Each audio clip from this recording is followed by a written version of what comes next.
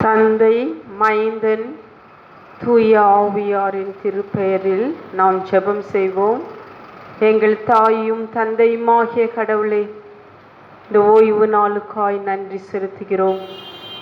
இந்த 2020ஆம் ஆண்டு தொடங்கி அக்டோபர் இந்த 10 மாதமும் இந்த கடைசி ஓய்வு நாள் வரைக்கும் எங்களை கண்மணி போல நீர் பாதுகாத்து பராமரித்து அன்றன்றுள்ள அப்பத்தை அருளி எங்களை நீர் வழிநடத்தி கொண்டிருக்கும் உடைய பெரிதான தயவுக்காக, இரக்கத்திற்காக, அன்பிற்காக நாங்கள் உள்ளத்தின் ஆழத்திலிருந்து குடும்பம் குடும்பமாய் நாங்கள் நன்றி செலுத்துகிறோம். ஆண்டவரே, ஒரு விசையாய் இந்த உள்ளகர குருசேகரத்தின் அனைத்து குடும்பங்களையும் நீர் நினைத்தருளும்படியாய் ஜெபிக்கிறோம். பெரியவர்கள், சிறு குழந்தைகள், சகோதரர்கள், சகோதரிகள், வாலிப பிள்ளைகள் ஒவ்வொருவரையும் நீர் உம்முடைய செட்டைகளின் மறைவிலே மறைத்தருளும்படியாய் ஜெபிக்கிறோம். ஆண்டவரே, நாங்கள் கடந்து வந்த மாதங்களை, நாட்களை, நிமிஷங்களை நாங்கள் திரும்பி பார்க்கிறோம். எத்தனை பயங்கரமான சூழல்கள் ஆண்டவரே! எல்லாவற்றின் மத்தியிலும் நீர் ஒருவர் இம்மானுவேலராய் எங்களோடு கூட இருந்தீர், இருக்கிறீர், இருப்பீர். ஆண்டவரே, ஒவ்வொரு நிமிஷமும் எங்களை உம்முடைய கண்மணி போல பாதுகாத்ததற்காய் நன்றி செலுத்துகிறோம். இப்பொழுதும் இல்லங்களில் இருக்கிற ஒவ்வொரு பெரியவர்களுக்காக, சிறு பிள்ளைகளுக்காக, குழந்தைகளுக்காக நாங்கள் மன்றாடுகிறோம். உடைய கரத்திலே ஒப்பு கொடுக்கிறோம். இருக்கிற இடங்களிலே நீர் அவர்களை தொட்டு அரவணைத்து ஆசீர்வதிக்கும்படியாய் ஜெபிக்கிறோம். ஆண்டவரே, இந்த நாளிலும் வந்திருக்கிற ஒவ்வொருவரையும் நீர் ஆசீர்வதித்தருளும். அவருடைய மன விருப்பம், மன வேண்டுதல் எல்லாவற்றையும் நீர் நினைத்தருளும்படியாய் ஜெபிக்கிறோம். ஆண்டவரே, நீர் ஒருவரே எங்களுக்கு இம்மானுவேலர். உம்மை நம்பியிருக்கிற ஒருவரையும் நீர் ஒருபோதும் கைவிடுவதில்லை. உம்மை பார்த்த முகங்கள் பிரகாசமடைந்து என்று சொன்ன வண்ணமாய் நாங்கள் உம்மையே நோக்கி பார்த்து கொண்டிருக்கிறோம்.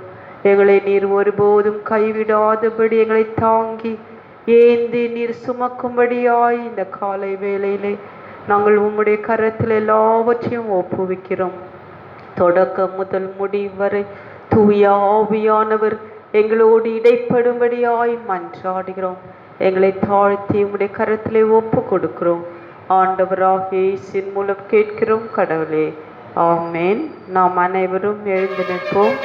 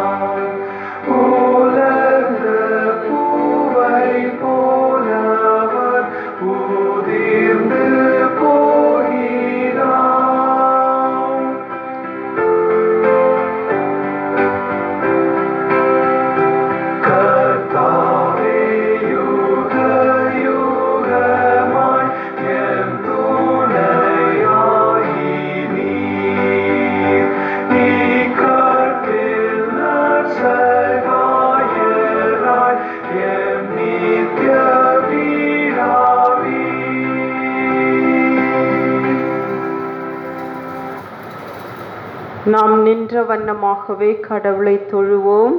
கடவுள் ஆவியாயிருக்கிறார். அவரை தொழுது கொள்ளுகிறவர்கள் ஆவியோடும் உண்மையோடும் அவரை தொழுது கொள்ள வேண்டும். நம்முடைய பிதாவாகிய கடவுளாலும் கர்த்தராகிய இயேசு கிறிஸ்துவினாலும் உங்களுக்கு கிருபையும் சமாதானமும் உண்டாவதாக. இது கர்த்தர் உண்டு பண்ணின நாள், இதிலே களி கூர்ந்து மகிழ கடவோம். கடவுள் ஒளியாயிருக்கிறார்.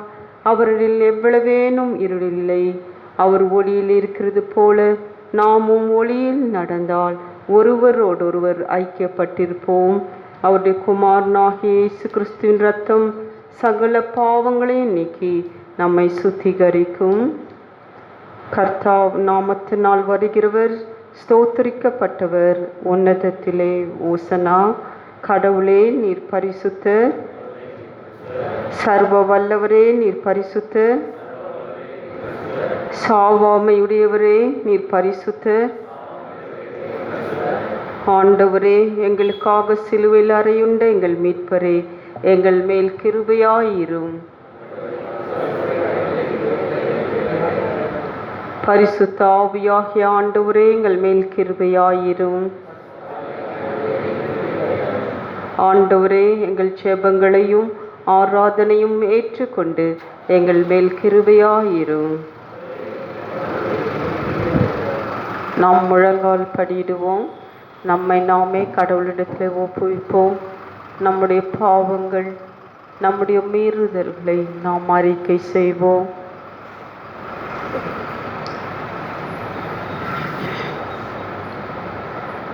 நமக்கு பாவம் இல்லை என்போமானால் நம்மை நாமே வஞ்சிக்கிறவராவோம்.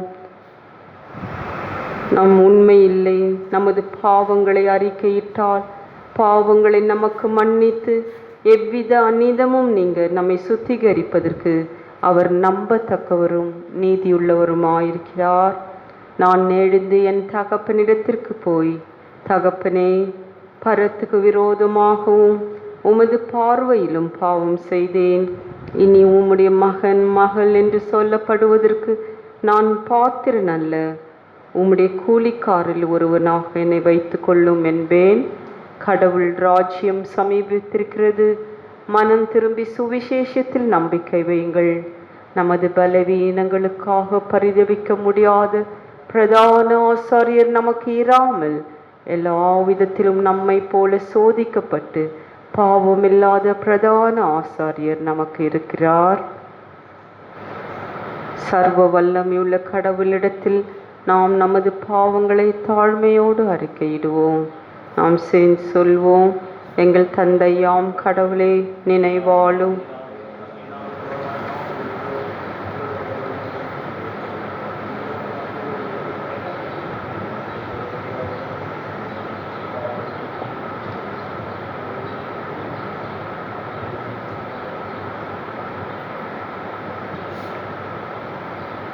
சர்வ வல்லமை மிகுந்த இரக்கமுள்ள ஆண்டவர் மன்னிப்பையும் பாவ நிவர்த்தியும் நமக்கு கட்டளையிட்டு அருளி வாழ்க்கையை சீர்படுத்துவதற்கான காலத்தையும் தமது பரிசுத்த ஆவியின் கிருபையும் தேற்றுதலையும் தந்தருள்வாராக.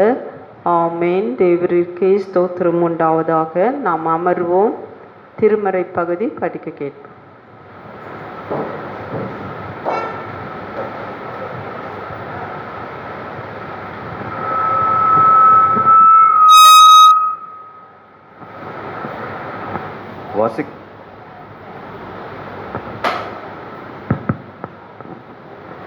வாசிக்கும்படியாக கொடுக்கப்பட்டுள்ள திருமறை பகுதி 2 நாளாகமத்தின் புஸ்தகம் 34ஆம் அதிகாரம் வசனங்கள் 8 21 முடிய. 2 நாளாகமும் 34ஆம் அதிகாரம் வசனங்கள் 8 21 முடிய. பழைய ஏற்பாட்டின் பக்கம் 584 மற்றும் 585. யோசியா அவன் தேசத்தையும் ஆலயத்தையும் சுத்திகரித்த பின்பு அவன் தன் ராஜ்யபாரத்தின் 18ஆம் வருஷத்திலே அத்சலியாவின் குமாரனாகிய சாப்பானையும் நகர தலைவனாகிய மாசேயாவையும் யோவாகாசின் குமாரனாகிய யோவாக் என்னும் மந்திரியையும் தன் தேவனாகிய கர்த்தரின் ஆலயத்தை பழுது பார்க்கும்படிக்கு அனுப்பினான். அவர்கள் பிரதான ஆசாரியனாகிய இல்க்கியனாவிடத்தில் வந்து வாசற்படியை காக்கிற லேவியர் மனாசேயிலும் எப்பிராயிமிலும் இஸ்ரவேலில் மீதியானவர்கள் எல்லோரின் கையிலும் யூதா பென்யமீன் எங்கும் சேர்ந்து எருசலேமுக்கு திரும்பி தேவனுடைய ஆலயத்திற்கு கொண்டு வந்த பணத்தை ஒப்புவித்து வேலையை செய்விக்கும்படி கர்த்தருடைய ஆலயத்தின் விசாரிப்புக்காரர்களின் கையிலே அதை கொடுத்தார்கள். இவர்கள் அதை கர்த்தருடைய ஆலயத்தை பழுது பார்த்து சீர்படுத்துகிறதற்கு ஆலயத்தில் வேலை செய்கிறவர்கள் கையிலே கொடுத்தார்கள். அப்படியே யூதாவின் ராஜாக்கள் கெடுத்து போட்ட அறைகளை பழுது பார்க்க வெட்டின கற்களையும் இணைப்புக்கு மரங்களையும் பாவுகிறதற்கு பலகைகளையும் வாங்க தச்சருக்கும் சிற்பாச்சாரியர்களுக்கும் அதை கொடுத்தார்கள். இந்த மனுஷர் வேலையை உண்மையாய் செய்தார்கள். வேலையை நடத்த மொராரின் புத்திரரில் யாகாத் ஒபெதியா என்னும் லேவியரும் யோகாத்தியரின் புத்திரரில் சகரியாவும் மெசுல்லாவும் அவர்கள் மேல் விசாரிப்புக்காரராயிருந்தார்கள். இந்த லேவியர் எல்லோரும் கீத வாத்தியங்களை வாசிக்க அறிந்தவர்கள்.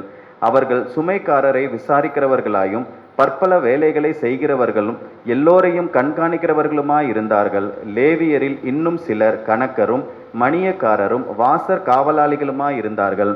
கர்த்தருடைய ஆலயத்திற்கு கொண்டு வரப்பட்ட பணத்தை அவர்கள் எடுக்கிற போது மோசேயை கொண்டு கட்டளையிடப்பட்ட கர்த்தருடைய நியாயப்பிரமாண புஸ்தகத்தை ஆசாரியனாகிய இல்கியா கண்டெடுத்தான்.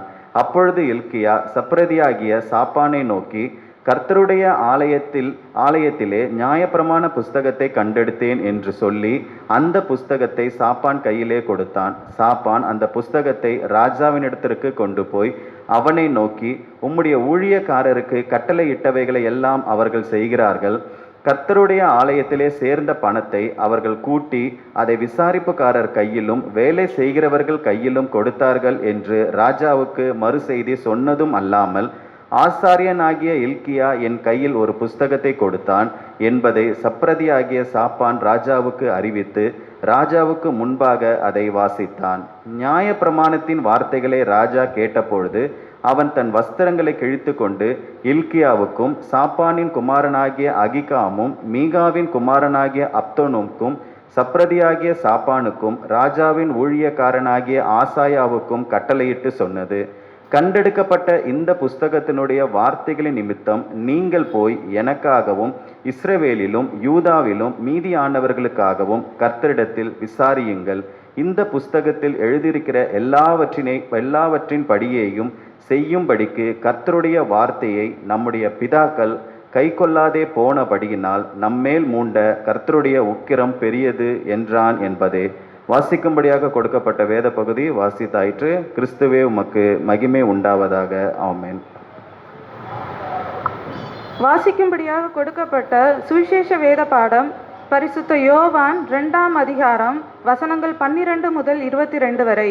பரிசுத்த யோவான் 2ஆம் அதிகாரம் வசனங்கள் 12 முதல் 22 வரை. புதிய ஏற்பாடு பக்கம் 126. அதன் பின்பு இயேசுவும் அவருடைய தாயாரும் அவருடைய சகோதரரும் அவருடைய சீஷரும் கப்பர்நகூமுக்கு போய் அங்கே சில நாள் தங்கினார்கள். பின்பு யூதருடைய பஸ்கா பண்டிகை சமீபமாய் இருந்தது.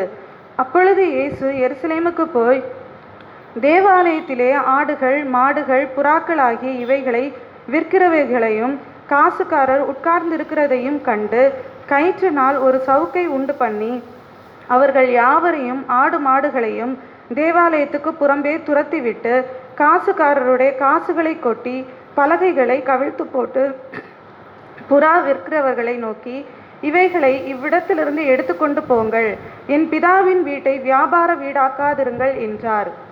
அப்பொழுது உம்முடைய வீட்டை குறித்து உண்டான பக்தி வைராக்கியம் என்னை பட்சித்தது என்று எழுதியிருக்கிறதை அவருடைய சீஷர்கள் நினைவு கூர்ந்தார்கள்.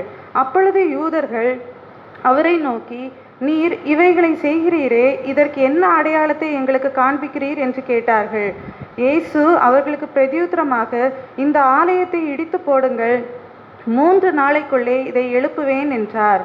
அப்பொழுது யூதர்கள், இந்த ஆலயத்தை கட்ட 46 வருஷம் சென்றதே, நீர் இதை 3 நாளைக்குள்ளே எழுப்புவீரோ என்றார்கள். அவரோ தம்முடைய சரீரமாகிய ஆலயத்தை குறித்து பேசினார். அவர் இப்படி சொன்னதை அவர் மரித்தோரிலிருந்து எழுந்த பின்பு அவருடைய சீஷர்கள் நினைவு கூர்ந்து தேவ வாக்கியத்தையும் இயேசு சொன்ன வசனத்தையும் விசுவாசித்தார்கள். வாசிக்கும்படியாக கொடுக்கப்பட்ட பாடம் முடிந்தாயிற்று.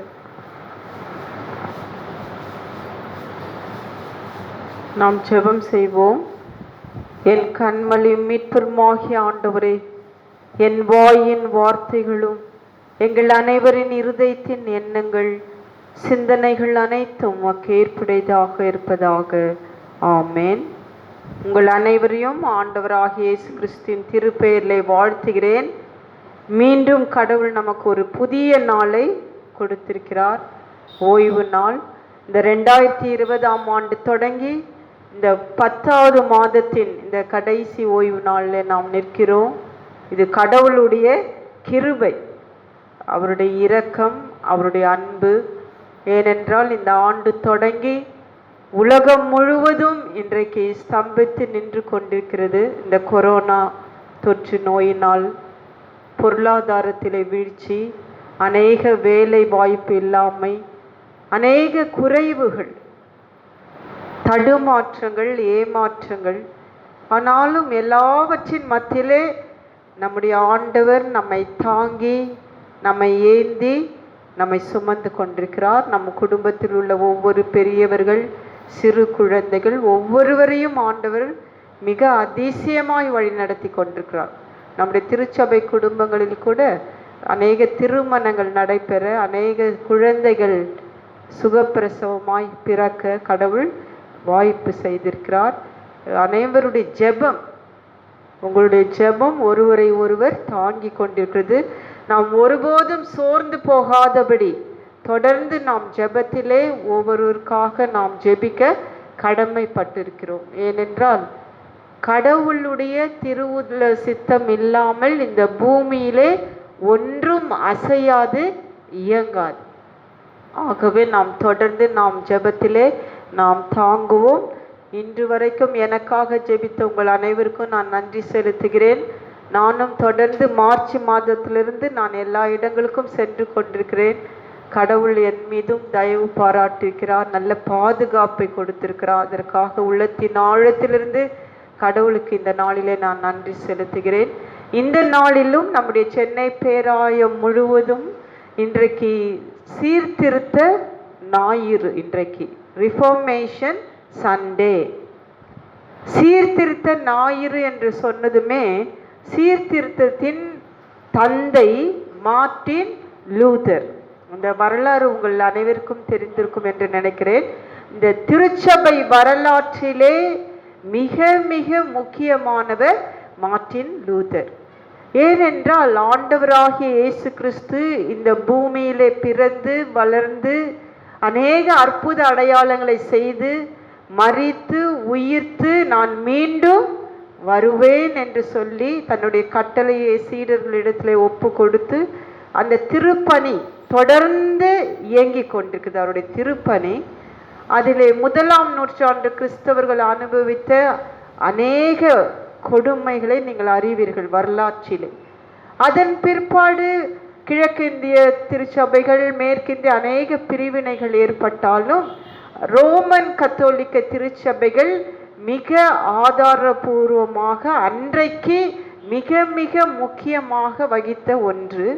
அன்றைக்கு போப் ஆண்டவர் எதை சொல்லுகிறாரோ அதுதான் கட்டளையாக, உண்மையான வார்த்தையாக அன்றைக்கு நம்பினார்கள் திருச்சபை முழுவதும். அப்படிப்பட்ட அவர்களோடு இணைந்திருந்தவர் தான் மார்ட்டின் லூதர். ஆனாலும் திருச்சபைக்குள்ளே நடைபெறுகிற கடவுளுக்கு விரோதமான ஒரு சில செயல்பாடுகள், ஒரு சில வார்த்தைகளை எதிர்த்து நின்றவர் தான் மார்ட்டின் லூதர், சீர்திருத்த தந்தை. அவர் தான் ப்ரொட்டஸ்ட் பண்ணார். அதனால தான் நம்ம ப்ராட்டஸ்டன்ட் இல்லையா, நம்ம எல்லாம் பிரிந்திருக்கிறோம். Roman கத்தோலிக்கிலிருந்து பிரிந்தவர்கள் Protestant. அன்றைக்கு மிக தைரியமாக துணிச்சலாக இந்த திருமறை வார்த்தையிலே உறுதியாய் நின்றவர். இந்த திருமறை வார்த்தை எதை சொல்லுகிறது, எதை செய்ய சொல்லுகிறது, எதை விட்டுவிட சொல்லுகிறது என்று இந்த வார்த்தையின்படி அவர் செயல்பட்ட ஒரு பெரிய தந்தை மார்ட்டின் லூதர். ஏனென்றால் அன்றைக்கு அந்த ஆர்சியிலே முறைமைப்படி பாவ மன்னிப்பு போய் யாரிடம் கேட்க வேண்டும்? அன்றைக்கு அந்த ஆயர்கள் போப்பிடம் பாவ மன்னிப்பு கேட்க வேண்டும். இந்த பாவ மன்னிப்பிற்கு என்ன பண்ண வேண்டும் என்றால் அவர்கள் ஒரு கட்டணம் செலுத்த வேண்டும். ஒருவேளை அதை பொய்யாக இருக்கலாம், கோபமாக இருக்கலாம், விபச்சாரமாக இருக்கலாம், களவாக இருக்கலாம். எப்படிப்பட்ட பாவங்களாக இருந்தாலும் அதற்கு ஒரு கட்டணத்தை கட்டினால் அது மன்னிக்கப்படுகிறது என்பது அவர்களுடைய முறைமை. அந்த திருச்சபைக்குள் இருந்த பழக்க வழக்கங்கள், கலாச்சாரம். ஆனால் இது தவறு என்று சுட்டி காட்டினவர் மார்ட்டின் லூதர். ஏனென்றால் இந்த திருமறை அப்படிப்பட்ட வார்த்தை சொல்லவில்லை. ஒரு மனிதனிடம் போய் பாவ மன்னிப்பு கேட்க வேண்டும், அந்த பாவ மன்னிப்புக்கு ஒரு கட்டணம் செலுத்த வேண்டும் என்று இந்த திருமறையிலே எந்த இடத்திலும் சொல்லப்படவில்லை. அவர் நின்ற ஒரு பெரிய அடித்தளம் இந்த திருமறை வார்த்தை, விசுவாசம், கிருபை, இந்த மூன்றுல தான் நின்றார். ஏன்னா ஆண்டவராகிய இயேசு கிறிஸ்து ஒருவர் தான் நம்முடைய பாவங்களை மன்னிக்கிறவர். ஆகவேதான் அவர் சிலுவையிலே ரத்தம் சிந்தினார். அந்த விலையேற பெற்ற ரத்தத்திலே தான் நாம் பாவ மன்னிப்பை பெற்றுக்கொண்டோம், ரட்சிப்பை பெற்றுக்கொண்டோம். அதிலே அவர் மிக உறுதியாய் நின்று இந்த திருமறை வார்த்தைகளை படியுங்கள், இதிலே நிலைத்திருங்கள் என்று தான் விட்டன்பர்க்ல அவர் 95 சட்டங்களை எழுதி அவர் ஒட்டுகிறார். அன்றைக்கு ஏற்பட்ட பெரிய மாறுதல் தான் திருச்சபைக்குள்ள. அதுதான் சீர்திருத்த திருநாள். இன்றைக்கு ரிஃபார்மேஷன் சண்டே உலகம் முழுவதும் கொண்டாடுகிறார்கள். அன்றைக்கு பெரிய பெரிய மிஷினரிகள், ஜான் விக்லிப், ஜான் நஸ், இவருடைய வரலாறுலாம் படிக்கும் பொழுது அவர்களெல்லாம் தவறான வார்த்தைக்கு, அநீதியான வார்த்தைக்கு, தீமையான வார்த்தைக்கு எதிர்த்து நின்றவர்கள். இந்த திருமறை வார்த்தை எதை சொல்லுகிறது, அதன்படி நாம் நடப்போம், அதன்படி செயல்படுவோம் என்று உறுதியாய் நின்றார்கள். அன்றைக்கு அரசாங்கத்தை எதிர்த்தார்கள் என்று சொல்லி அவர்களையெல்லாம் மரண தண்டனை விதிக்கப்பட்டது. மிக கொடூரமாக அந்த வரலாற்றையெல்லாம் நீங்கள் படித்து பாருங்கள். மிக ஆழமாக இந்த கடவுளின் வார்த்தையிலே உறுதியாய் நம்முடைய முன்னோர்கள் நின்றதினால்தான் இன்றைக்கு நாம் மிக அழகாக கடவுளை வழிபட்டு கொண்டிருக்கிறோம். இங்கே சிலை வழிபாடு கிடையாது, இந்த வார்த்தையிலே நாம் நின்று கொண்டிருக்கிறோம். ஏனென்றால் இன்றைக்கு நம்முடைய விசுவாசத்தை மீண்டுமாய் புதுப்பித்து அதிலே உறுதியாய் நிலைநிற்கிற ஒரு நாள். இந்த 10 மாதங்களை நாம் கடந்திருக்கிறோம். ஒருவேளை நம்முடைய விசுவாசம், நம்முடைய நம்பிக்கை, கடவுள் பேரில் இருக்கிற அந்த பற்றுதல் எத்தனை ஆழமாய் இருக்கிறது, அதிலே நாம் உண்மையாக இருக்கிறோமா, நிலைத்து நிற்கிறோமா, நாம் அசையாமல் இருக்கிறோமா என்பதை நாம் ஒவ்வொருவரும் நம்மை ஆராய்ந்து பார்க்க வேண்டும். ஏனென்றால் இன்றைக்கு சமயங்கள் பல்வேறு கருத்துக்களை திணிக்கலாம், சொல்லலாம்.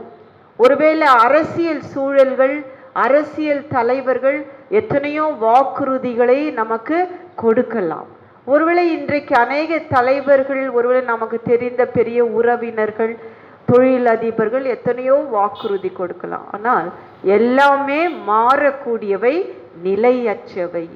இன்றைக்கு மாறாமல் நிலைத்து நிற்கிற ஒரு ஆண்டவராகிய இயேசு கிறிஸ்து ஒருவரே உண்மையுள்ளவர். இந்த வார்த்தை உண்மையுள்ளது, உயிருள்ளது. இன்றைக்கும் இந்த வார்த்தை நமக்குள்ளே, உலக அனைத்துக்குள்ளே செயலாற்றி கொண்டிருக்குது. ஏன்னா உலக அனைத்து மொழிகளிலும் பல்வேறு இடங்களில் இருக்கிற ஒரே புக்கு எதுங்க? இந்த திருமறை தான், இந்த பைபிள். ஏனென்றால் இன்றைக்கு பல்வேறு தலைவர்கள், ஒருவேளை அரசியல் தலைவர்களாக இருக்கலாம், சமய தலைவர்களாக இருக்கலாம், தனிப்பட்ட மனிதனாக இருக்கலாம், எத்தனையோ புத்தகங்கள் எழுதுகிறார்கள். ஆனால் எல்லா புத்தகமும் உலகம் முழுவதும் கிடையாது. ஒரு சிலருக்கு தெரியவே தெரியாது. வெளிநாடுகள்லாம் சென்றால் நம்மளுடைய இதிகாசங்களையும் இதை பற்றி கேட்டால் தெரியாது யாருக்கும். ஆனால் இந்த பைபிள், இந்த சிலுவை உலகம் முழுவதும் அனைவருக்கும் தெரிந்த ஒன்று. ஒருவேளை அவர்கள் பிற மதத்தில் இருக்கலாம், பல்வேறு மொழியில் இருக்கலாம், பல்வேறு கலாச்சார பழக்க வழக்கத்தில் இருக்கலாம். ஆனால் இந்த சிலுவையை காணும் போது அவர்களுக்கு தெரியும், அந்த அன்பு தெரியும். அதிலே ரத்தம் சிந்தி அவர் மரித்தது அனைவருமே புரிந்து கொள்கிறார்கள். ஆகவே இன்றைக்கு நம்முடைய ஆண்டவராகிய இயேசு கிறிஸ்து ஒருவரே உயிருள்ள தேவன். அவர் ஒருவரே இந்த உலக அனைத்து அண்ட சராசரங்களுக்கும் கனமும் மகிமையும் உள்ளவர். ஆகவே இன்றைக்கு ஒருவேளை அன்றைக்கு மார்ட்டின் லூதர் சொன்ன வண்ணமாக இன்று வரைக்கும் நாம் ஒவ்வொருவரும் கிறிஸ்தவன் அனைவருமே இந்த திருமறை வார்த்தையிலே நாம் உறுதியாய் நிலைத்து நிற்கிறோம்.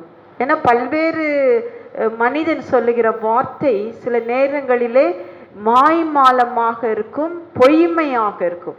அதை நாம் புரிந்து கொள்ள அறிந்து கொள்ளதான் கடவுள் நமக்கு பரத்திலிருந்து விசேஷித்த ஞானத்தை கொடுக்கிறார். எது உண்மை, எது பொய்மை, எது நீதி, எது அநீதி என்பதை தெரிந்து கொள்ளக்கூடிய விசேஷித்த ஞானத்தை நமக்கு அளித்திருக்கிறார். அன்று தொட்டு இன்று வரைக்கும் அநேக சீர்திருத்தங்கள் நம்முடைய திருச்சபைக்குள்ளும் நமக்குள்ளும் நடைபெற்று கொண்டே இருக்கிறது.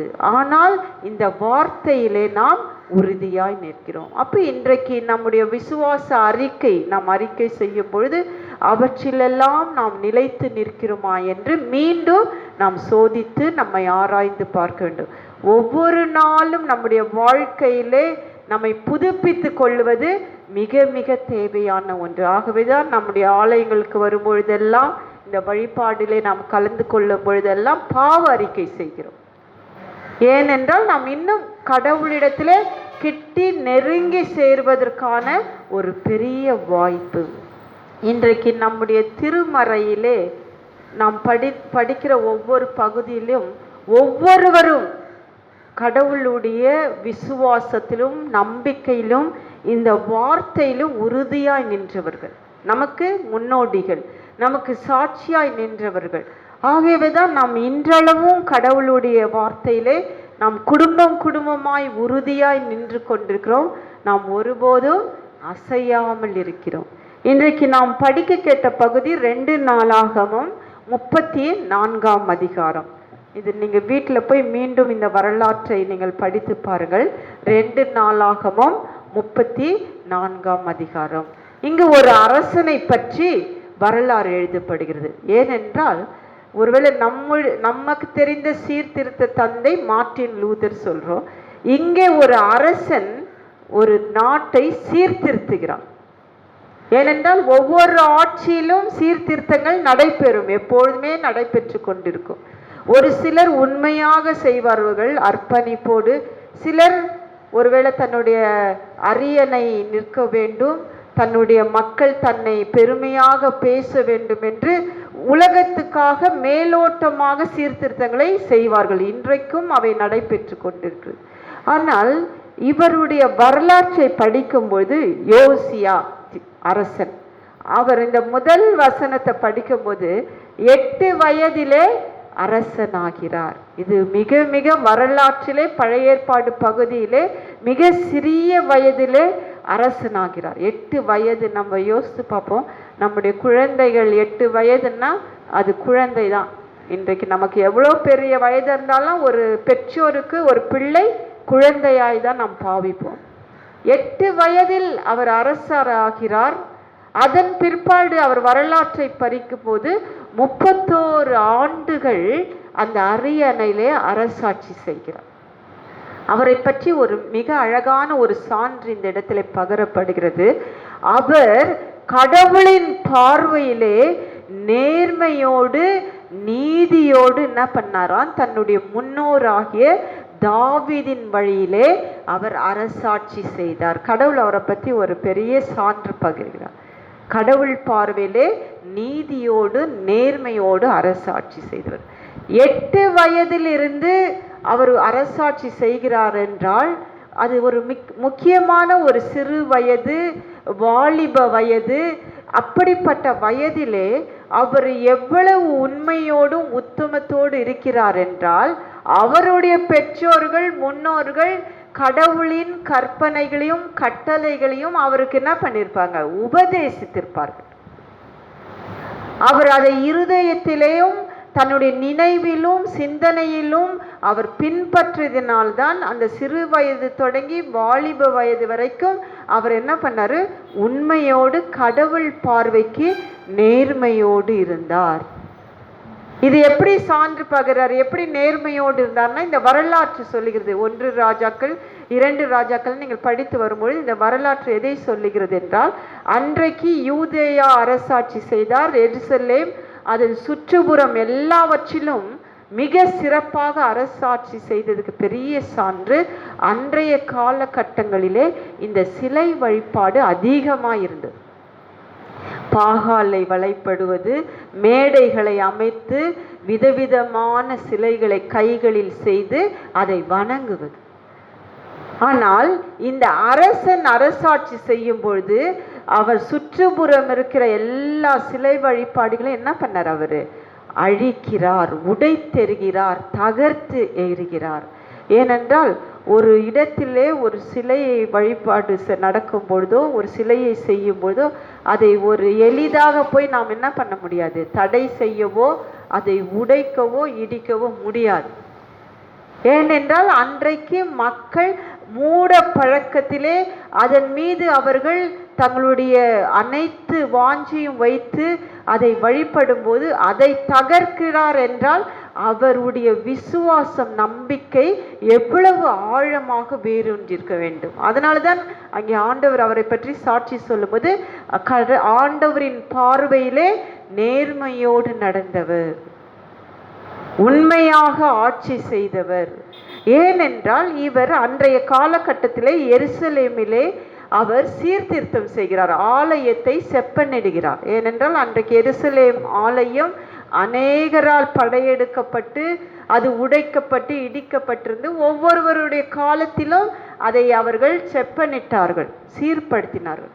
அவ்வாறாக அந்த ஆலயத்தை சீர்படுத்தும் பொழுது அந்த ஆலயத்துக்குள்ளிருந்து ஒரு ஆகமம், ஒரு மோசேயின் வழியாக ஆண்டவர் மூலமாக கொடுக்கப்பட்ட கட்டளைகள், நியமங்கள் பட்ட ஒரு சுருள் கண்டெடுக்கப்படுகிறது. அதை கண்டுபிடித்தவர் அந்த குருவான இலக்கியா என்பவர். இங்கே ஒவ்வொருடைய பெயரும் சொல்லப்படுகிறது. அதை அவர் கண்டுபிடிக்கும் பொழுது அந்த சுருளை, அந்த புஸ்தக சுருளை கொண்டு வந்து அங்கே எழுத்தாளராகிய சாப்பானிடம் கொடுத்து இதை போய் அரசனிடம் சொல்லுன்னு அதை கொண்டு வந்து அரசன் முன்பாக அவர்கள் படிக்கிறார்கள். மோசே மூலமாக கொடுக்கப்பட்ட கற்பனை கட்டளைகள், எவ்வளவு உயிருள்ள இந்த வார்த்தைகளை, இந்த எழுத்துக்களை அன்றைக்கு அரசன் முன்பாக, அனைத்து மக்கள் முன்பாக படிக்கும் பொழுது அந்த வார்த்தை ஒவ்வொன்றையும் கேட்டுக்கொண்டு வருகிறார்கள். இந்த திருமறை படிக்கும் பொழுது நாம் ஒவ்வொருவரும் அதை கேட்கிறோம், என்ன வார்த்தையை படிக்கிறார்கள். அன்றைக்கு அதை படிக்கும் பொழுது அரசன் மிகவும் மனம் உடைந்து மனம் கசந்து அழுகிறார். ஏனென்றால் அந்த வார்த்தையின்படி ஒருவரும் நடக்கவில்லை.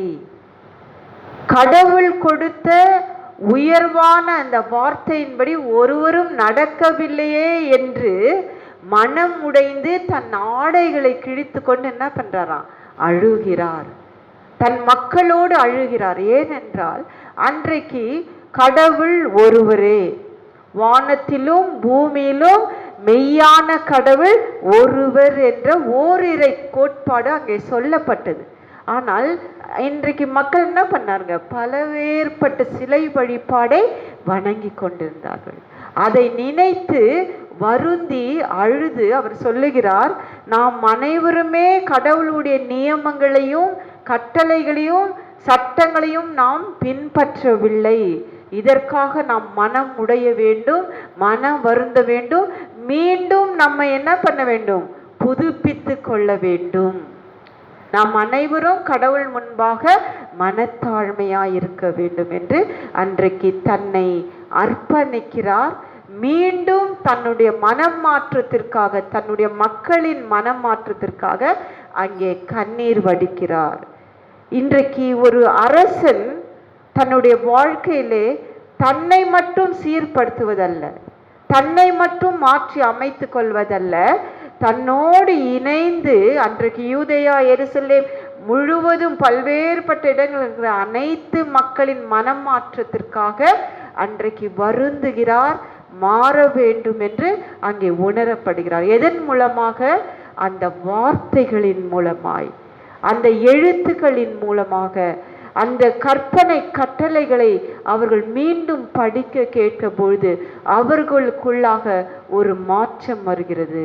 தங்கள் நம்பிக்கையிலே, தங்களுடைய விசுவாசத்திலே அவர்கள் மீண்டுமாய் கட்டி எழுப்பப்படுகிறதற்கு ஒரு வாய்ப்பு.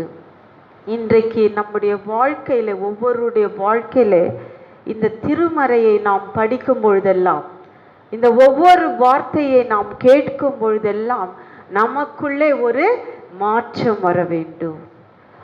வெறும் மேலான சீர்திருத்தத்தை நாம் விரும்புவதை காட்டிலும் ஆவிக்குரிய வாழ்க்கையிலே நம் ஒவ்வொருவருக்குள்ளாக சீர்திருத்தம் வேண்டும், மறு கட்டுமானம் வேண்டும், ஒரு புதிய தொடர் நம்முடைய வாழ்விலே புதுப்பிக்க வேண்டும். அது எனக்குள்ளே மட்டுமல்ல, என் குடும்பத்திற்குள்ளே மட்டுமல்ல, இந்த திருச்சபைக்குள்ளே மட்டுமல்ல, இந்த சமுதாயம் முழுவதும் மனம் மாற வேண்டும். அன்றைக்கு இந்த யோசியா அரசன் ஒரு அழகான அழைப்பை கொடுக்கிறார். இந்த சமுதாயம் முழுவதும் மாற வேண்டும். சமுதாயம் முழுவதும் இந்த மூட பழக்க வழக்கத்திலிருந்து, இந்த கலாச்சாரத்திலிருந்து, இந்த சிலைகளை வழிபடுகிறதிலிருந்து மீண்டு வர வேண்டும் என்ற ஒரு புதிய கட்டளையை அன்றைக்கு கொடுக்கிறார். எவ்வளவு ஒரு தைரியமுள்ள அரசன்! அது மட்டுமல்ல, கடவுள் மீது அவருக்கு இருந்த அந்த வைராக்கியம், அந்த வாஞ்சை, தன் பெற்றோர், தன் முன்னோர்கள் கற்றுக் கொடுத்த அந்த கற்பனை விசுவாசத்திலே அவர் உறுதியாய் நிலைத்து நிற்பதற்கு ஒரு பெரிய எடுத்துக்காட்டு.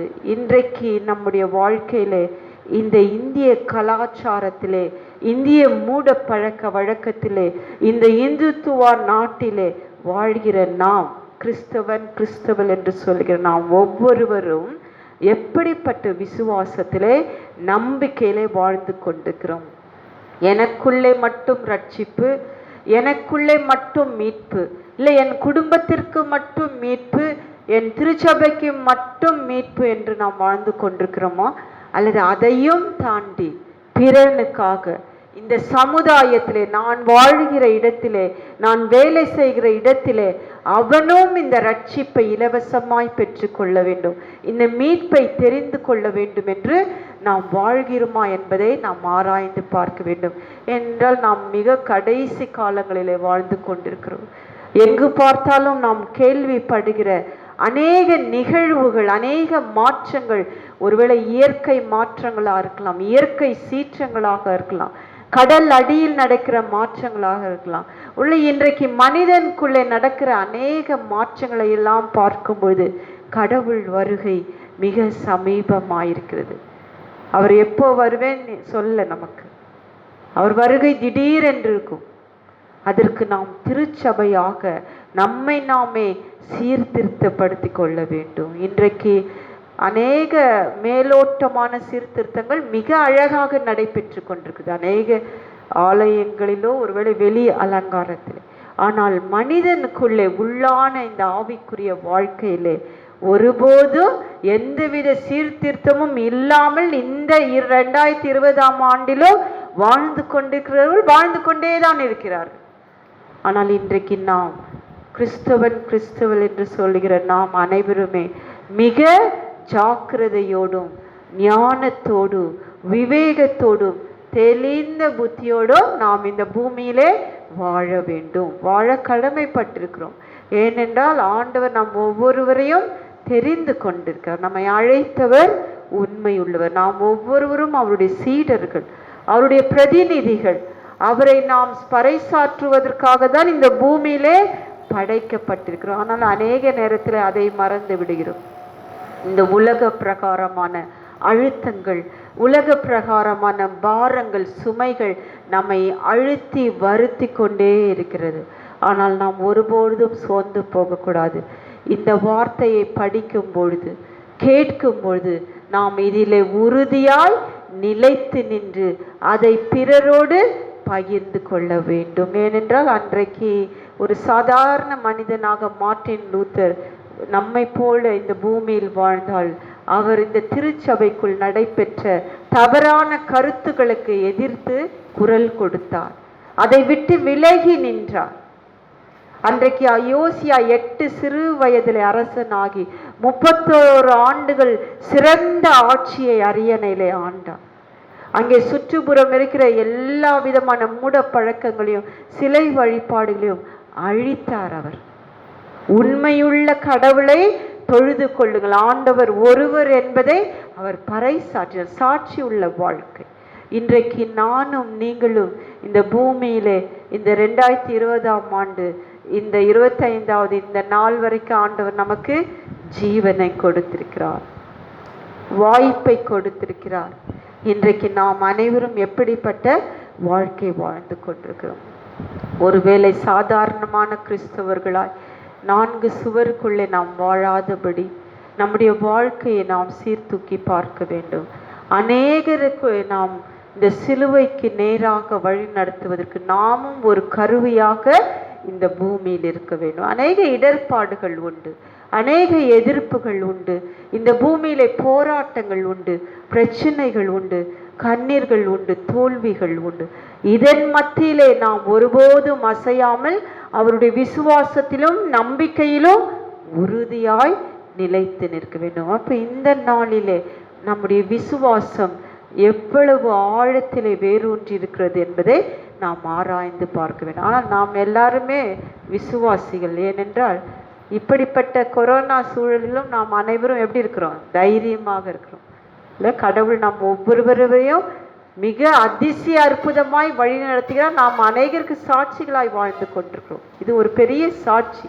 இந்த காலகட்டங்களிலே இப்படிப்பட்ட இருள் சூழ்ந்த நேரங்களிலெல்லாம் நாம் மிக தைரியமாக பிறருக்கு ஒளி வீசுகிறவர்களாய் நாம் சாட்சியாய் வாழ்ந்து கொண்டிருக்கிறோம். வார்த்தையின் மூலமாய் பிறரை தைரியப்படுத்துகிறோம். இந்த வார்த்தையின் மூலமாய் ஒருவரை ஒருவர் ஆறுதல் படுத்தி தேற்றி நம்மை வழி நடத்தி கொண்டிருக்கிறோம். இன்றைக்கு நம்முடைய வாழ்க்கையை, நம்முடைய குடும்ப வாழ்க்கையை, நம் குடும்பத்தில் உள்ள உறவுகள் எத்தனையோ இடங்களில் இருக்கலாம். அவருடைய வாழ்க்கையெல்லாம் நாம் ஒரு நிமிடம் ஆராய்ந்து பார்க்க வேண்டும், எப்படி அவர்கள் எல்லாம் வாழ்ந்து கொண்டிருக்கிறார்கள் என்று. இன்றைக்கு ஒருவேளை நமக்கு எல்லாரும் முன்மாதிரி, அநேக மிஷினரி பேரை நம்ம அடிக்கடி சொல்லுவோம். ஆனால் நமக்கு முன்மாதிரி நம்முடைய ஆண்டவராகிய இயேசு கிறிஸ்து ஒருவர் தான். ஆகவேதான் அவர் மானிட மைந்தனாய் இந்த பூமியில் வந்து பிறந்தார், வாழ்ந்தார். அவர் வாழ்ந்த நாட்களிலே எளிமையாக வாழ்ந்து மக்களோடு மக்களாய் அவர்களோடு இருந்து அவர்கள் வாழ்க்கையிலே விடுதலை கொடுத்தார். அன்றைக்கு ரோமர் ஆட்சியை எதிர்த்தார் அவர். ஏனென்றால் அன்றைக்கு தவறான கருத்துக்களை ஏழை எளிய மக்கள் மீது திணித்தார்கள். அவற்றுக்கு அவர் குரல் கொடுத்தார். நீதிக்காக, நியாயத்திற்காக நேர்மையாக குரல் கொடுத்தார். இன்றைக்கு படிக்க கேட்ட நற்செய்தி நூல், யோவான் எழுதின நற்செய்தி நூல் 2ஆம் அதிகாரம். இந்த பகுதி மிக மிக முக்கியமான பகுதி. முதல் அற்புதத்தை நிகழ்த்துறார் கானாவூர் திருமணத்திலே. அதன் பிற்பாடு அந்த எருசலேம் ஆலயத்தை அவர் சீர்படுத்துகிறார், சீர்திருத்தம் செய்கிறார். இயேசுவான ஒரு இறை மைந்தன், மானிட மைந்தனாய் இந்த பூமியில் வாழும் பொழுது அவர் என்ன பண்றாரு? சீர்திருத்தத்தை செய்கிறார். அந்த ஆலயத்திலே, எருசலேம் ஆலயம் தான் மையம். இன்றைக்கு உலகம் முழுவதும் அதை தான் பார்த்து கொண்டிருக்கிறது. அன்றைக்கு யூதர்கள், யூதர் அல்லாதவர்கள், இன்றைக்கு முஸ்லிம்கள், இஸ்லாமியர்கள், கிறிஸ்தவர்கள் அனைவருமே அந்த எருசலேம் ஆலயத்தை பார்த்து கொண்டிருக்கிறார்கள். புனித ஸ்தலமாக அங்கே போகிறார்கள், வருகிறார்கள். அதை மையமாய் வைத்துத்தான் இன்றைக்கும் அநேக எதிர்ப்புகளும் போராட்டங்களும் நடைபெற்று கொண்டிருக்கிறது. அப்படிப்பட்ட ஆலயத்துக்கு இயேசுவானவர் வருகிறார். அது ஒரு பண்டிகை விழா. ஏன்னா பஸ்கா விழா என்றாலே பல்வேறு இடங்களிலிருந்து குடும்பம் குடும்பமாய் மக்கள் வருவார்கள். ஏழை எளிய மக்கள் நடந்து வருவார்கள். தங்கள் வீட்டில் வளர்க்கிற ஆடு, மாடு, புறாவை கடவுளுக்கு காணிக்கை பலி செலுத்த வேண்டும் என்ற ஒரு மனப்பான்மையோடு தாங்கள் வளர்த்த விலங்குகளிலே நல்ல பரிசுத்தம் உள்ளதை, கொழுத்த கன்றை கொண்டு வருவார்கள். ஆனால் அன்றைக்கு அங்கிருந்த எருசலேம் ஆலயத்தில் இருந்த சமய தலைவர்கள், அவரோடு இணைந்து பரிசேயர், சதுசேயர், வேத பாரகர் எல்லாம் கற்று தேர்ந்தவர்கள். அவர்கள் என்ன செய்தார்கள்? அநீதி செய்தார்கள். ஏழை மக்களுக்கு நீதி செய்யவில்லை. அவர்கள் கொண்டு வந்த மிருகங்களை என்ன பண்ணக்கூடாது? பலி செலுத்தக்கூடாது. அங்கே அவர்கள் விற்கிற ஆடையோ புறாவையோ வாங்கிதான் அவர்கள் என்ன பண்ணோம், பலி செலுத்த வேண்டும் என்று கட்டாயப்படுத்தினார்கள். அது விலை கொடுத்து வாங்குவதற்கு அவர்களிடத்துல பணம் இருக்காது. ஏழை எளிய மக்களிடம் அவர்கள் 20 மடங்கு விலை சொல்லி அவர்களை ஏமாற்றினார்கள். இன்றைக்கும் இந்த சமுதாயம் அப்பாவி மக்களை, ஏழை எளிய மக்களை ஏமாற்றி கொண்டிருக்கிறது. தவறான வாக்குகளை கொடுத்து அந்த வாக்குகளை செய்ய முடியாமல் அவர்களை இன்னும் வறுமைக்குள்ளும் பொருளாதாரத்தின் சீரழிவுக்குள்ளும் அவர்களை கொண்டு சென்று கொண்டிருக்கிறது. பொய் வார்த்தைகள், பொய் வாக்குறுதிகள். அதே நிலைமைதான் 2000 ஆண்டுகளுக்கு முன்பு அந்த எருசலேம் ஆலயத்திலே சமய தலைவர்கள் இணைந்து ஏழை எளிய மக்களை ஒடுக்கினார்கள்.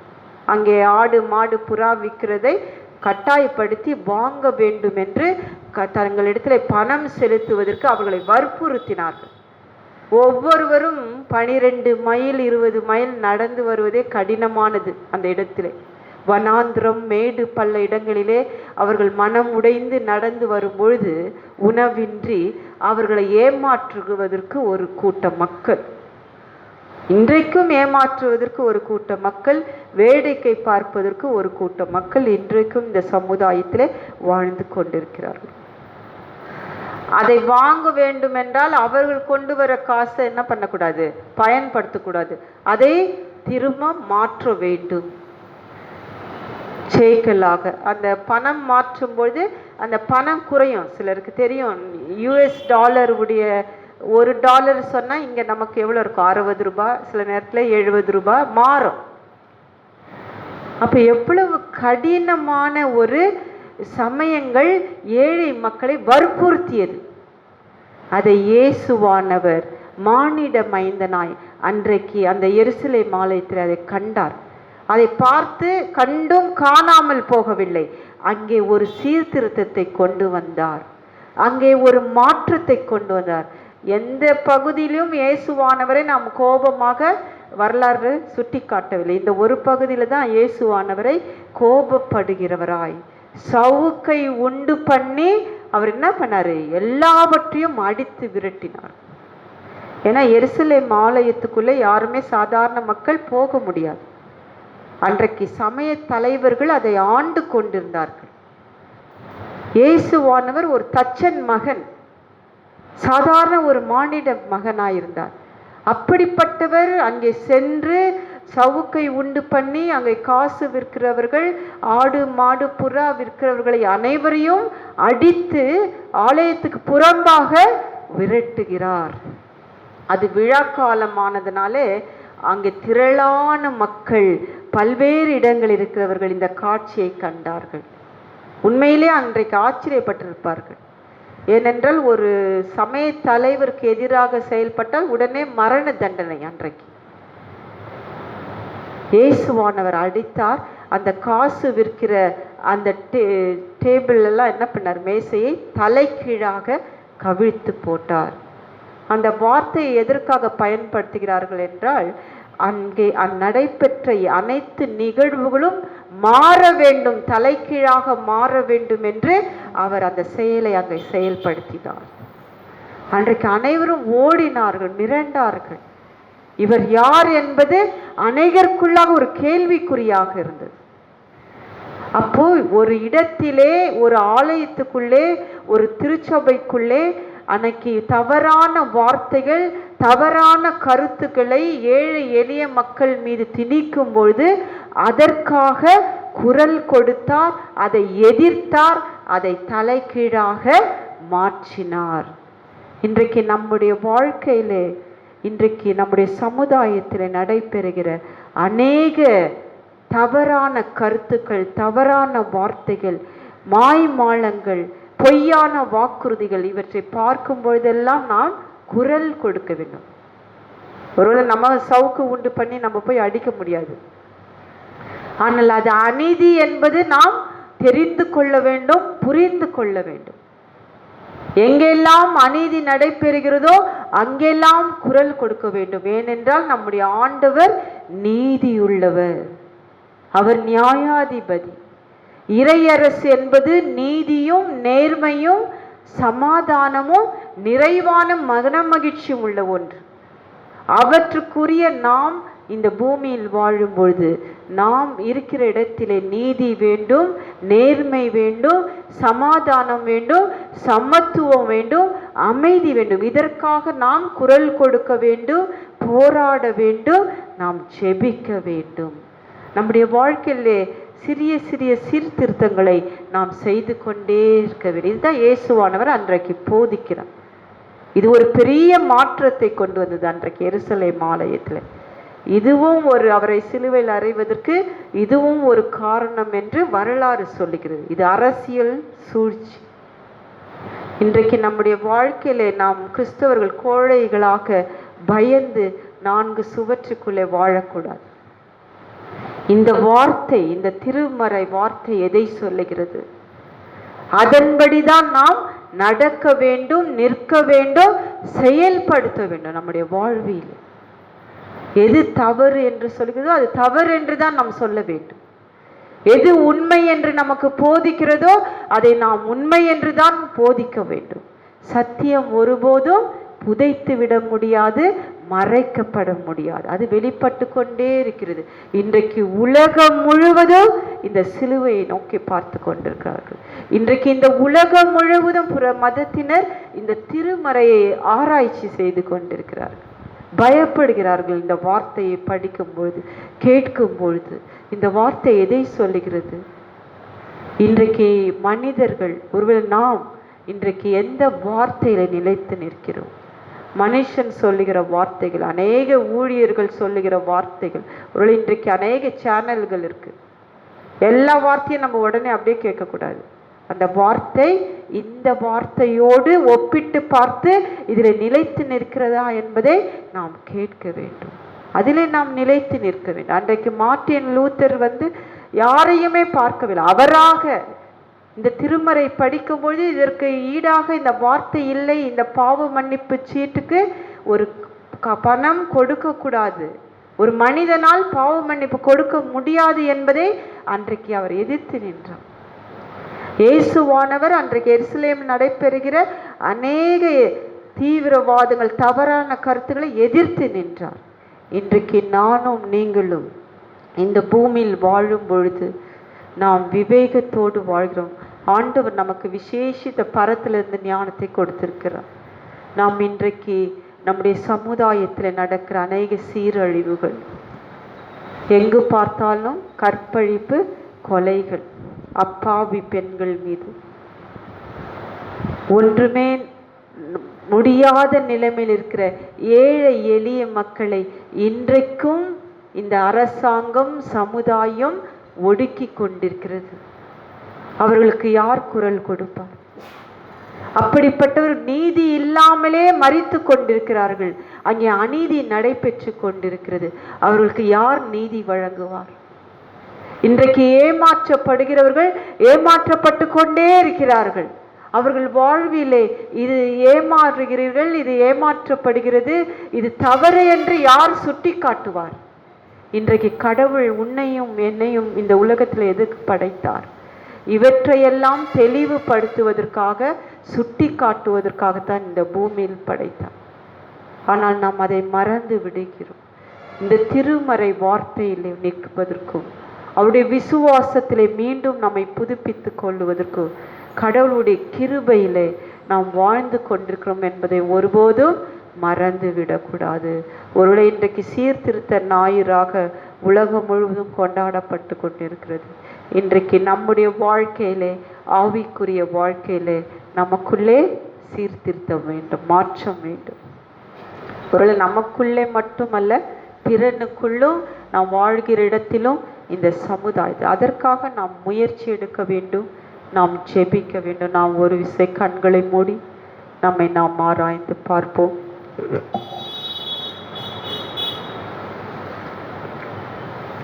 ஆண்டவர் நமக்கு ஈவாக இந்த 10 மாதங்களை நமக்கு அருள் இருக்கிறார். இந்த 10 மாதங்கள்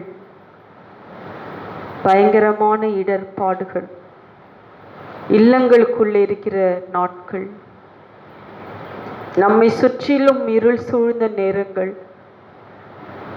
இப்படிப்பட்ட நேரங்களிலே நம்முடைய ஆவிக்குரிய வாழ்க்கை, தனிப்பட்ட வாழ்க்கை சீர்படுத்துவதற்கும் பிறரோடு வாழ்க்கையை சீர்படுத்துவதற்கும் ஆண்டவர் நமக்கு ஜீவனை வாய்ப்பை இன்றைக்கு கொடுத்திருக்கிறார். அன்றைக்கு ஒரு தனிப்பட்ட மனிதனாய் மார்ட்டின் லூதர் திருச்சபை வரலாற்றின் தந்தையாக, சீர்திருத்தத்தின் தந்தையாக போற்றப்பட்டார். இன்றைக்கு என்னுடைய உங்களுடைய வாழ்க்கையிலே நாம் எதை சீர்படுத்தியிருக்கிறோம்? நம்முடைய முன்மாதிரியான இயேசுவானவர் அன்றைக்கு ஆலயத்தில் நடைபெற்ற அநேக தவறுகளை சுட்டி காட்டி அதை சீர்திருத்தம் செய்தார். இன்றைக்கு கிறிஸ்தவள் என்று சொல்லுகிற நாம் நம்முடைய வாழ்க்கை மட்டுமல்ல, இந்த சமுதாயத்தோடு இணைந்து ஆண்டவருடைய திருமறை வார்த்தையிலே நிலைத்து நின்று இந்த வார்த்தைப்படி நாம் நடக்கவும் செயல்படுத்தவும் நீதிக்காக குரல் கொடுக்கிறவர்களா இந்த பூமியில் வாழ வேண்டும். நம்மை அர்ப்பணிப்போம். எங்கள் தாயும் தந்தையுமாகிய கடவுளே, நீர் கொடுத்த இந்த ஜீவன், இந்த வாய்ப்பு, இந்த நாட்கள் நாங்கள் உமக்காக மட்டும் இந்த பூமியிலே பயன்படுத்த வேண்டும்.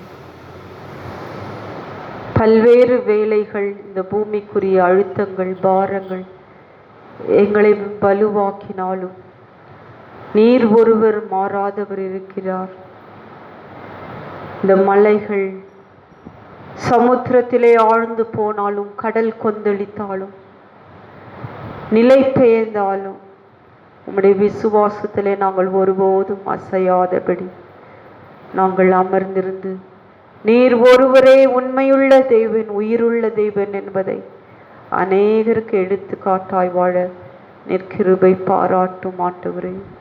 உம்முடைய வருகையிலே வெறும் கையாய் நாங்கள் வராதபடி அநேக ஆத்துமாக்களோடு உம்மை நாங்கள் எதிர்கொண்டு வரவேற்கிற பாக்கியத்தை பெற்றுக்கொள்ளும்.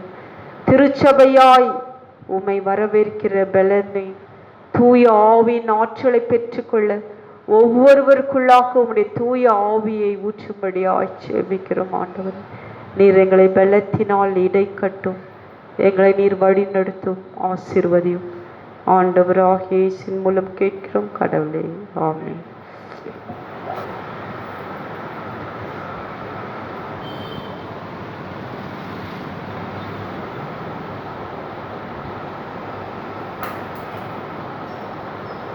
அறிவிப்புகள்.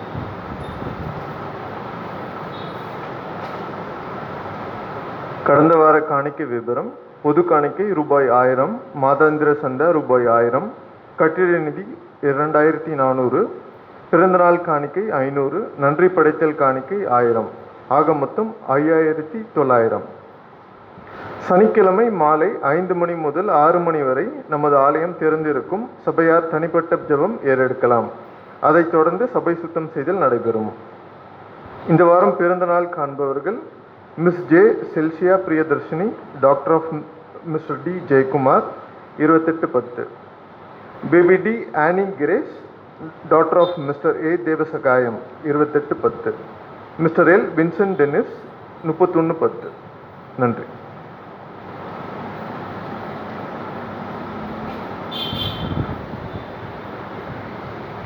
உங்கள் அனைவரையும் மீண்டுமாய் நான் வாழ்த்துகிறேன். தொடர்ந்து நீங்கள் அனைவரும் ஒருவரை ஒருவர் ஜெபத்தில் தாங்குங்கள். இந்த நாளிலும் இந்த அரேஞ்ச்மெண்ட்ஸ்லாம் செய்து கொண்டிருக்கிற ஒவ்வொருவரையும் நான் வாழ்த்துகிறேன். நாம் கடவுளுக்காக இணைந்து நாம் எதை செய்தாலும் கடவுள் நம்மை ஆசீர்வதிக்கிறவர். இன்று மட்டுமல்ல, தலைமுறை தலைமுறை உங்களை ஆசீர்வதிப்பேன் என்று சொன்னவர். நாம் ஒருபோதும் சோர்ந்து போகாதபடி நாம் ஒருவரை ஒருவர் உற்சாகப்படுத்துவோம். நாம் அமருவோம், ஜெபம் செய்வோம். எங்கள் தாயும் தந்தையுமாகிய கடவுளே, இந்த ஓய்வு நாளுக்காய் நன்றி செலுத்துகிறோம். இந்த சீர்திருத்த ஞாயிறிலே எங்களுடைய முன்னோர்கள், மிஷினரிமார்கள் ஒவ்வொருவரையும் நாங்கள் நினைவு கூறுகிறோம், நன்றி செலுத்துகிறோம். ஆண்டவரே, இன்றைக்கு நாங்கள் அழகாக உம்முடைய ஆலயத்திலே உம்மை வழிபடவும் உம்முடைய வார்த்தையிலே உறுதியாய் நிலைத்து நிற்கவும் நீர் கொடுத்த கிருபைக்காக, இரக்கத்திற்காக நாங்கள் நன்றி செலுத்துகிறோம். ஆண்டவரே, இந்த 10 மாதங்களும் எங்கள் அனைவரையும் உமது கண்மணி போல உம்முடைய செட்டைகளிலே எங்களை மறைத்து அரவணைத்து நீர் வழிநடத்தி கொண்டிருப்பதற்காய் நன்றி செலுத்துகிறோம். விசேஷமாய் இல்லங்களில் இருக்கிற ஒவ்வொரு பெரியவர்களுக்காக நாங்கள் மன்றாடுகிறோம். ஒவ்வொருவரையும் நீர் தொட்டு அரவணைத்து ஆசீர்வதியும். சிறு குழந்தைகள் ஒவ்வொருவரையும் நீர் ஆசீர்வதிக்கும்படியாய் ஜெபிக்கிறோம். ஆண்டவரே, இம்மட்டும் நல்ல பாதுகாப்பை கொடுத்தீர். நல்ல அரணாய் கோட்டையாய் இருந்து நீர் வழிநடத்தி கொண்டிருப்பதற்காக நன்றி செலுத்துகிறோம். ஆண்டவரே, நாங்கள் எப்படிப்பட்ட சூழலிலே இன்றைக்கு நாங்கள் வாழ்ந்து கொண்டிருக்கிறோம். இந்த கொரோனா தொற்று நோய் உலகம் முழுவதும் ஆண்டவரே எத்தனை இடர்பாடுகளின் மத்தியிலே ஆண்டவரே, எத்தனை ஏமாற்றங்கள், எத்தனை தோல்விகள், எத்தனை குறைவுகளின் மத்தியிலே வாழ்ந்து கொண்டிருக்கிறோம். ஆண்டவரே, எல்லாவற்றின் மத்தியிலும் உம்மை நோக்கி பார்த்த முகங்கள் பிரகாசமடைந்தது என்று சொன்ன வண்ணமாய் நாங்கள் உம்மையே நோக்கி பார்த்து கொண்டிருக்கிறோம். ஆண்டவரே, நீர் ஒவ்வொருவரையும் அதிசயமாய் அற்புதமாய் தாங்கி ஏந்தி சுமந்து கொண்டிருக்கிற உம்முடைய தயவுக்காக நன்றி செலுத்துகிறோம். இந்த உலகம் முழுவதும் உம்மை அல்லாமல் எங்களுக்கு மீட்பு கிடையாது, விடுதலை கிடையாது. ஆண்டவரே, நீர் ஒருவரே இந்த சூழலிலிருந்து எங்களை விடுவிக்கும்படியாய் உம்மிடத்திலே நாங்கள் மன்றாடுகிறோம்.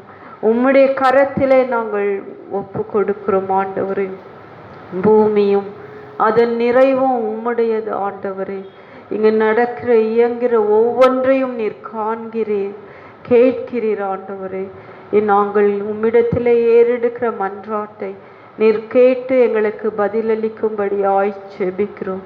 சீக்கிரத்திலே நாங்கள் முழுமையான விடுதலை பெற்று உம்மை முழுமையாய் நாங்கள் ஆராதிக்க, உம்மை போற்ற, உம்மை வணங்க நீர் எங்களுக்கு இரக்கம் செய்யும்படியாய் ஜெபிக்கிறோம். ஆண்டவரே, எத்தனையோ வருத்தங்கள், தனிமைகள், இழப்புகள், கேள்விக்குறிகள், குழப்பங்கள் இருந்தாலும் மாறாத நீர் ஒருவர், அதிசயமானவர், அற்புதமானவர், உயிருள்ளவர், எங்களோடு கூட நீர் இருக்கிறீர். ஆண்டவரே, அந்த விசுவாசம் ஒருபோதும் எங்களிலிருந்து தளர்ந்து போகாதபடி மீண்டுமாய் எங்கள் விசுவாசத்தை நாங்கள் கண்டறிந்து அதை புதுப்பித்து கொள்ளுவதற்கு நீர் கொடுத்த இந்த வாய்ப்புக்கு நன்றி செலுத்துகிறோம். ஆண்டவரே, எங்களுடைய தனிப்பட்ட வாழ்க்கையிலே, குடும்ப வாழ்க்கையிலே, இந்த திருச்சபையின் வாழ்க்கையிலே, சமுதாயத்தின் வாழ்க்கையிலே நாங்கள் ஆண்டவரே மேலோட்டமான சீர்திருத்தத்தை பார்க்காமல் ஆவிக்குரிய வாழ்க்கையிலே, ஆன்மாக்குள்ளே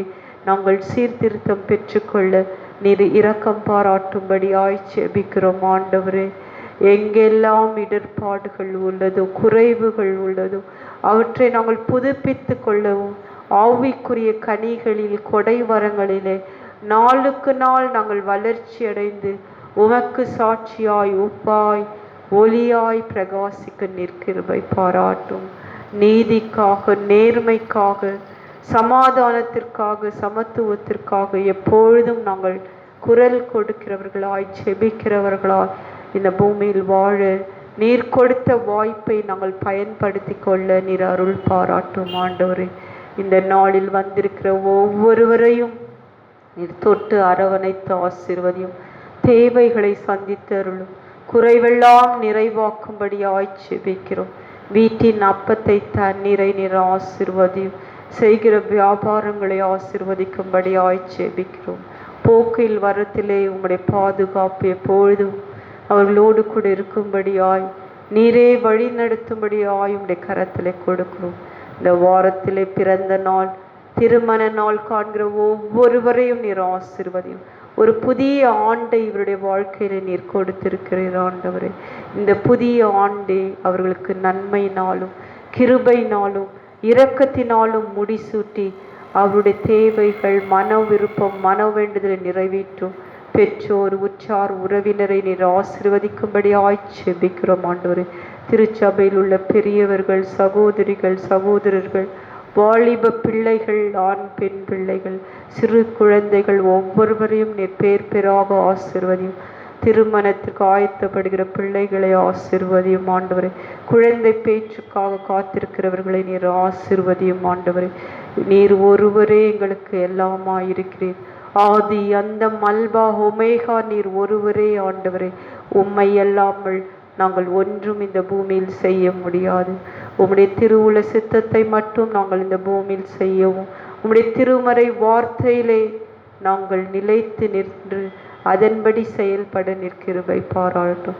தொடர்ந்து நாங்கள் திருச்சபையாய் உள்ளகரம் குரு செய்கிறமாய் நாங்கள் இருக்கிற வாழ்கிற இடத்திலே நாங்கள் சாட்சியுள்ளவர்களாய் வாழ்ந்து உம்முடைய வருகையிலே உம்மை எதிர்கொண்டு வரவேற்கிற பாக்கியத்தையும் ஆற்றலையும் பெற்றுக்கொள்ள தூய ஆவின் பலத்தை ஒவ்வொருவருக்குள்ளாக இடைக்கட்டும். தொடர்ந்து நீர் ஆசீர்வதியும். பலவீனமாயிருக்கிற ஒவ்வொருவரையும் நீர் தொட்டு நீர் பலப்படுத்தும். நீர் பெரிய மருத்துவராயிருந்து எங்களை வழி நடத்தும். எங்களை தாழ்த்தி உம்முடைய கரத்திலே ஒப்பு கொடுக்கிறோம். ஆண்டவராகிய இயேசுவின் மூலம் கேட்கிறோம் கடவுளே, ஆமேன். நமது ஆண்டவராகிய இயேசு கிறிஸ்துவின் அருளும் கடவுளின் அன்பும் தூய ஆவியானவரின் கூட்டுறவும் வந்திருக்கிற ஒவ்வொருவரோடும், இல்லங்களில் இருக்கிற பெரியவர்கள், சிறு குழந்தைகள், சிறு பிள்ளைகளோடும், இன்று பிறந்த நாள் திருமண நாள் காண்கிற ஒவ்வொருவரோடும் இன்றும் என்றும் சதா காலம் தங்கியிருப்பதாக. ஆமேன். ஆண்டவர் உங்களோடு கூட இருப்பாராக. சமாதானத்தோடு போய் வாருங்கள்.